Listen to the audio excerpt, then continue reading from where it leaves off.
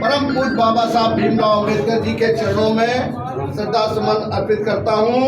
Bahujan Samaj party के संस्थापक मानवर काशीराम साहब जी के भी चरणों में श्रद्धा सुमन अर्पित करता हूँ।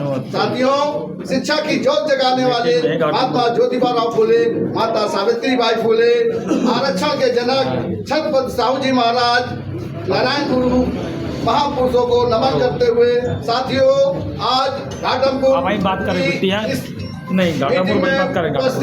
हमारे बीच सांसद महोदय हैं और कमिश्नर साहब भी हैं हमारे बीच, और जिले के पंकज जी, ब्रह्मा जी, सौरभ जी, विधानसभा अध्यक्ष जी, मिश्रा जी, राजू जी, मैं जिनका नाम ले रहा हूँ मैं जिनका नाम नहीं ले पा रहा हूँ, मैं उनका भी दिल की गहराइयों से स्वागत अभिनंदन करता हूँ। साथियों, परिवर्तन लाने के लिए यूनिवर्सिटी में जाने की जरूरत नहीं होती है। परिवर्तन लाने के लिए साथियों जज्बे की जरूरत होती है। जब जज्बा होता है, जज्बा ऐसा होना चाहिए जैसा कि मानवर काशीराम साहब के अंदर था। साथियों, मानवर काशीराम साहब DRDO में अफसर रैंक में नौकरी कर रहे थे। वहाँ पर जो है एक दीना भाना नाम का कर्मचारी वहाँ वो काम कर रहा था।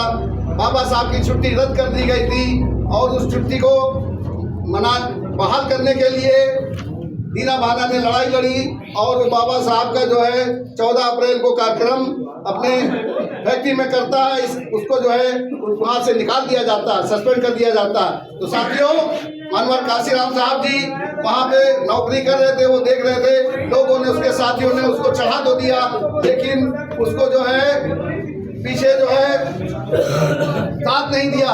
लेकिन जब देखा मानवर काशीराम साहब ने कि अकेला पड़ गया है और उसने मानवर साहब ने उसे बुलाने के बाद कहा कि मैं तुम्हारी नौकरी भी दिलाऊंगा और तुम्हारे जो पैसे को भी दिला दूंगा। तो साथियों, मेरा कहने का मतलब ये है कि जब दीना भाना जी ने देखा कि ये अफसर जो है बाबा साहब का अनुयायी है, तो उन्होंने बाबा साहब की एक किताब ले जाकर मानवर काशीराम साहब को दी।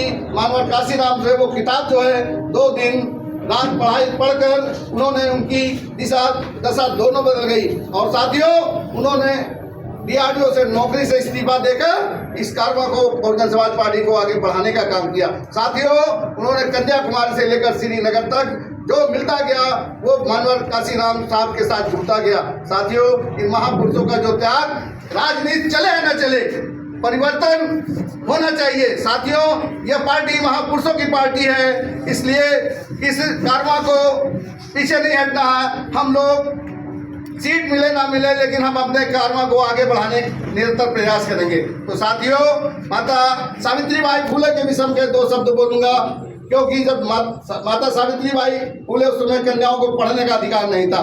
माता सावित्रीबाई फुले जो है गांव-गांव जाकर कन्याओं को शिक्षा देने का काम करती थी, लेकिन वहाँ के लोग सामंतवादी ताकतें जो हैं उन्हें कीचड़ इत्यादि गोबर मारने का काम करते थे। माता सावित्रीबाई फुले झोले में 2 कपड़े लेके जाती थी। एक कपड़ा जब पहन के जाती थी तो उधर से जब वापस आती तो दूसरा कपड़ा वो बदल कर आती। तो साथियों, महापुरुषों के हम इनके त्याग को नहीं भुला सकते। तो साथियों, इसके बाद में साथियों बाबा साहब अम्बेडकर जी के विषय में कहूँगा। बाबा साहब का जीवन बचपन से लेकर अंतिम क्षणों तक बड़ा कष्टदायी रहा। वो कष्टदायी ये रहा कि पढ़ने का अधिकार नहीं था। बाबा साहब खिड़की से पढ़कर सुनकर वो हमेशा जो है फर्स्ट आते थे।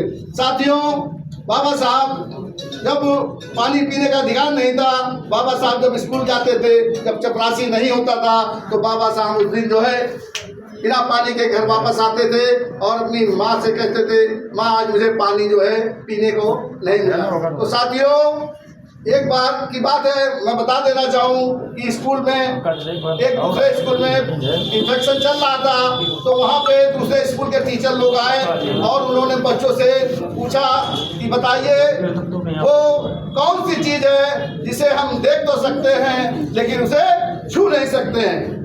साथियों, जब सारी क्लास में लोगों ने, कई बच्चों ने बताया, किसी ने सूरज बताया, किसी ने चंद्रमा बताया, किसी ने आग बताया।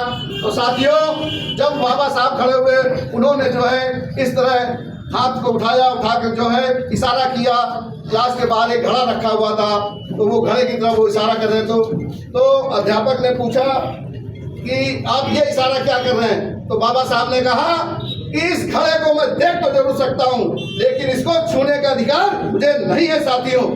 ये बाबा साहब का जो है त्याग जो है हम लोग भुला नहीं सकते साथियों। यहाँ उपस्थित मैं अपने कार्यकर्ताओं भाइयों के लिए 2 शब्द बोलूंगा।